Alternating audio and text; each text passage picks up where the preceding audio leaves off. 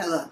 I'm including a link to the latest video of Sargon of Akkad, and it's about Article 13, the rule by which the EU hopes to stifle the explosion of internet opinion, criticism and dissent by taxing small creators out of existence.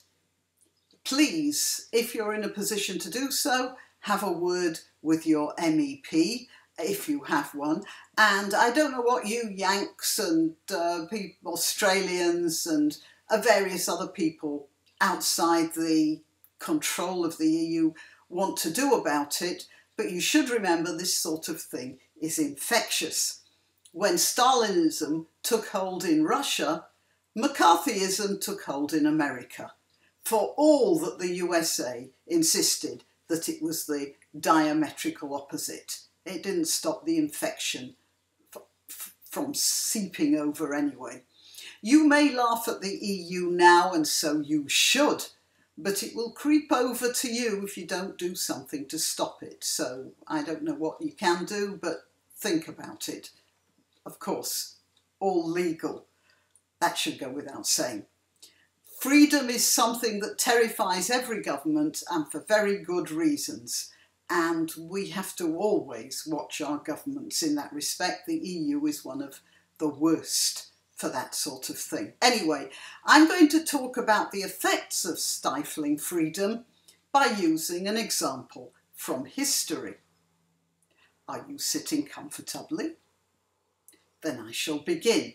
The printing press with movable type was invented by Johannes Gutenberg around 1439. This was a European invention.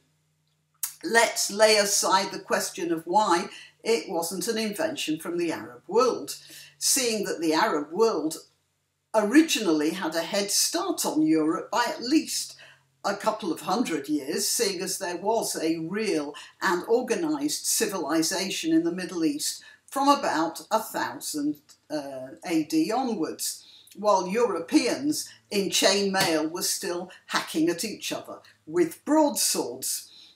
But I digress. Movable type was invented in Germany in the first half of the 15th century. It had no traction at all in the Muslim world, actually until Jews expelled from Spain in 1492 brought the process to the Ottoman Empire at the turn of the 16th century. So the Ottoman Empire did have printing technology and know-how at the beginning of the 1500s. However, permission to use the printing presses was given to non-Muslims only. That is, only to the Jews, who made the argument that they needed to print their holy books. After all, they were semi-barbarians. Not only were they not Muslim, but they didn't have the calligraphic tradition of the superior Islamic civilization. Christians also got to print stuff, and for similar reasons. It was only in the 18th century that Muslims started using the printing press against tough resistance, I might add. But by that time, it was too late for Islamic civilization. And between 1727 and 1838, that's over 100 years, the Ottoman Empire printed a grand total of 142 books. A tradition, by the way, of non-printing that persists to this day. You see, they were afraid to print anything that might be considered not politically correct. It wasn't just that Muslims didn't like to read books, it was that they were afraid of the consequences of what might happen if the book didn't find favour in the eyes of the Sultan or the religious authorities. Robert Barker and Martin Lucas, the royal printers in Britain no less, and the original printers of the King James Bible, put out a reprint of the King James Bible in the 17th century, which later got called the Wicked Bible. And that's because it had a mistake in it. One of the 10 Commandments had a crucial word missing. The seventh commandment, if you have forgotten, is you shall not commit adultery. But in that edition, the word not was missing, and so it read, thou shalt commit adultery.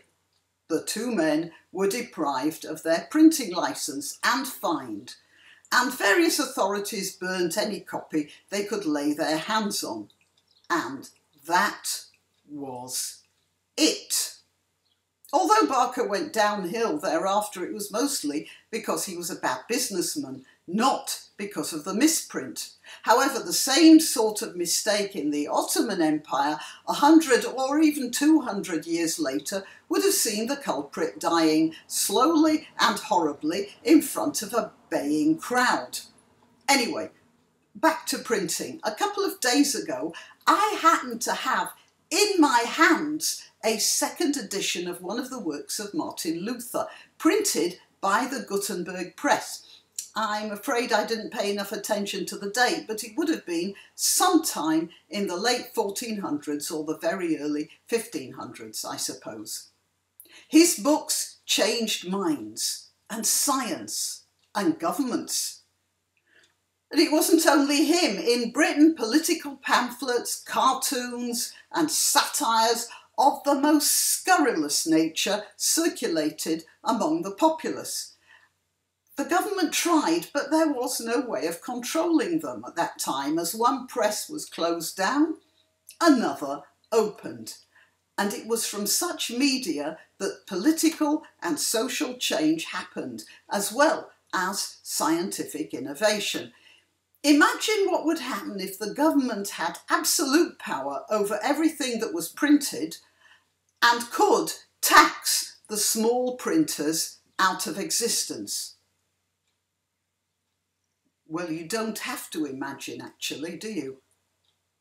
Because it happened in the Ottoman Empire.